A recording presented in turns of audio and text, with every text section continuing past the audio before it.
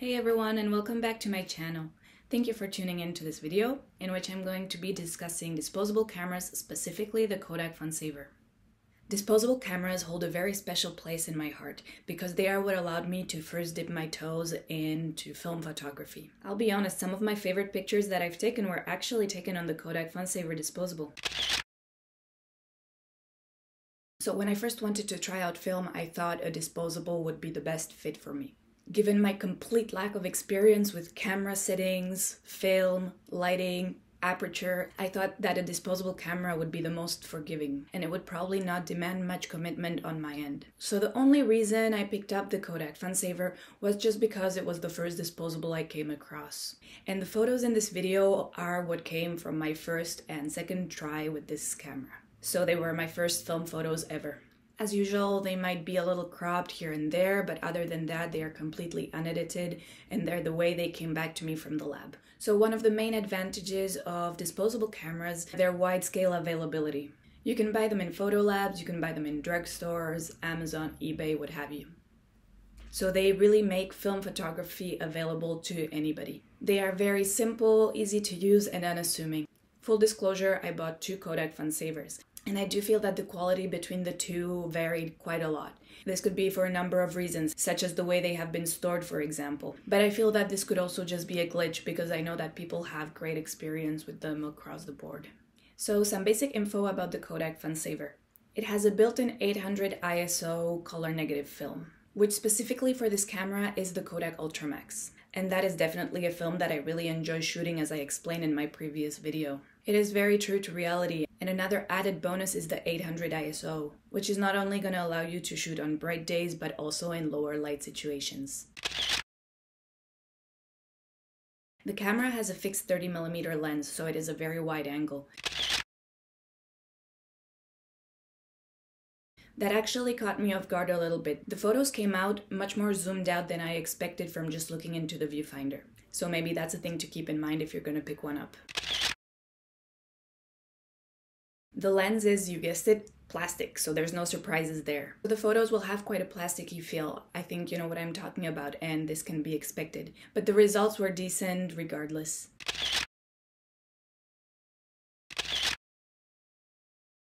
So obviously with this camera, you're not going to get your Leica lens or Carl Zeiss lens state-of-the-art result. But they can capture the moment all right, and that's what we're asking for in this specific case. Also, the wide lens is quite perfect for street photography if that's what you're going to be doing. The film stock is already built in, so there's no loading necessary, and the color and contrast are actually really good given that it's a single-use camera. Another bonus is that it has a built-in flash. It is battery powered, and the battery is going to last even if you choose to shoot all your 27 exposures with a flash. So according to the packaging, the flash is going to work best between 4, 5, and 11 feet. You activate it by pressing the flash button on the front of the camera, and you're going to have to wait a couple seconds between photos for the flash to recharge. Even though the flash in this camera is quite decent, it is still recommended, if you know that you're going to be shooting flash photos only, that you get the Kodak Power Flash disposable instead. That one is specifically tailored for flash photography. So personally, I must say that I was slightly disappointed by the flash. I have tried different single-use cameras where the flash was much more to my liking. This photo, for example, was taken with the Ilford Ilfocolor Retro disposable, which in my opinion performed better for indoor photos. So the Kodak FunSaver has a fixed aperture of 11, so you're going to find some blurring on the sides of your photos. The shutter speed on this camera is 1/100th of a second, so to be honest, I didn't have high hopes for moving subjects. But it was surprisingly effective, as you can see here. So since the shutter speed is not particularly fast, it allows a lot of light to enter, which again allows it to work perfectly in lower light situations. Usually the sun going down and the light dimming is my cue to go home, but with this camera the pictures I took at dusk actually turned out okay.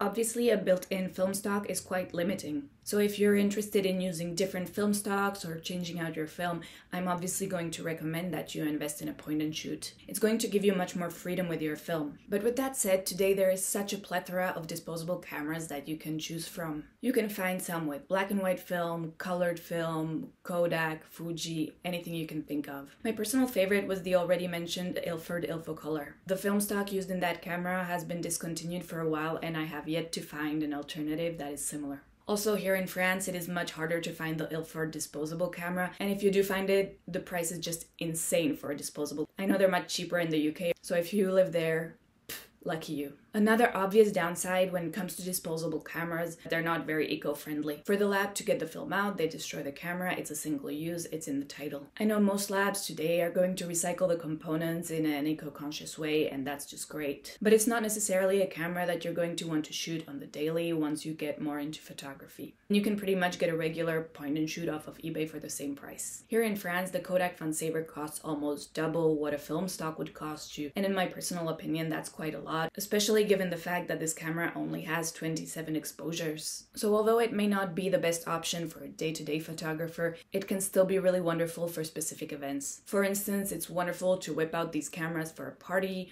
or for weddings, just make a bunch of them available to your guests, and you're gonna end up with a ton of personal photographers and a ton of cool photos from different people's point of view. It could also be a great option for children. I've seen photographers give this camera to their children to get them first familiar with film. It is so fun, so easy to use, and I actually wish I had one when I was a kid. Now there's a couple different things you might notice in your photos. The disposable camera is a cheap plastic device, so you might notice a visible chromatic aberration, also known as color fringing. That's a color distortion that creates an outline of unwanted color along the edges of the objects in your photograph. Most commonly, this is going to happen where you have a strong contrast between light and dark objects in your photo. It almost causes this like acid effect that some people actually seek out and try to recreate with filters. To be fair, it is an imperfect look, but it's something that we're going to expect from these types of cameras, and I have nothing against it. So if you get yourself a disposable camera, you will not get perfect photographs. But I don't think I'm wrong in saying that nowadays this is definitely not the reason why people will buy disposable cameras. If you want a perfect photo of something, you already have the ideal camera in your pocket, it's your phone, it's usually very effective. And disposables are more so exciting for people who want to have fun with the experience or experiment with different ways of taking pictures. Or if it is for the result, it is going to be for the characteristic vibe that these cameras bring about. People who purchase these cameras tend to want to experiment with the way they take pictures, and so the flaws almost become the appeal. I am convinced that the resurgence of these cameras actually acted as a catalyst for a lot of people to get into film photography like it has for me. And for that, we thank the disposables. So please like and subscribe if this was useful, and let me know in the comments if there is anything else you would like me to cover on this channel. I really enjoy making these videos, and I thank each and every one of you who has taken the time to comment or even just watch the video. It means so much to me, and I really hope I'm bringing you some useful information. So until next time, have a great day, and bye-bye.